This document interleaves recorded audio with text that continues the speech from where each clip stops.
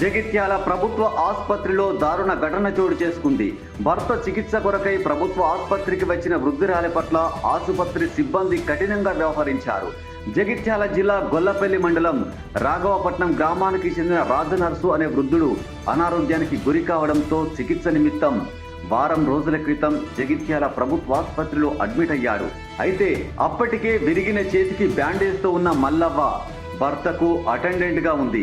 ఈ క్రమంలో బీపీ కారణంగా అస్వస్థతకు గురై మల్లవ్వ తన భర్త రాజనర్సుకు కేటాయించిన బెడ్ పై పడుకుంది. ఇది గమనించిన ఆసుపత్రి సిబ్బంది ఇది పేషెంట్ కు మాత్రమే కేటాయించిన బెడ్ అని, విరిగిన చేయితో బాధపడుతున్న వృద్ధురాలు మల్లవ్వను వీల్ చైర్లో తీసుకువచ్చి ఆసుపత్రి బయట ఉంచారు. దీంతో వృద్ధుడు రాజనర్సు భార్యను వెతుక్కుంటూ వచ్చి రోడ్డుపై ఉన్న భార్య పక్కనే కూర్చున్నాడు. అనారోగ్యంతో బాధపడుతున్న వృద్ధులను గమనించిన స్థానికులు పోలీసులకు సమాచారం అందించడంతో వారు వెంటనే స్పందించి ఇద్దరిని తిరిగి ఆసుపత్రిలో చేర్పించారు. అయితే ఆసుపత్రి సిబ్బంది వృద్ధురాలుపై వ్యవహరించిన తీరు పట్ల పలువురు ఆగ్రహం వ్యక్తం చేస్తున్నారు.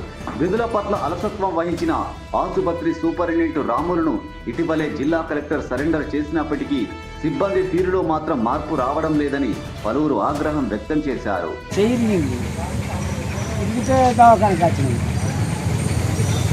ఎన్ని రోజులే? 9 రోజులే.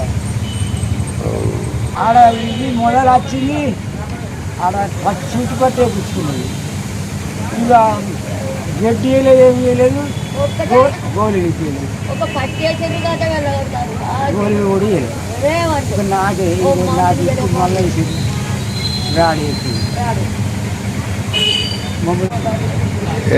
నన్ను ఇంకా తీయలేదు, నన్ను ఇంట్లో పడగొట్టలేదు. ఇదే అంత పిచ్చి చేస్తే నేను ఇంటికి అన్నదోతా చెప్పి బయలుదేరి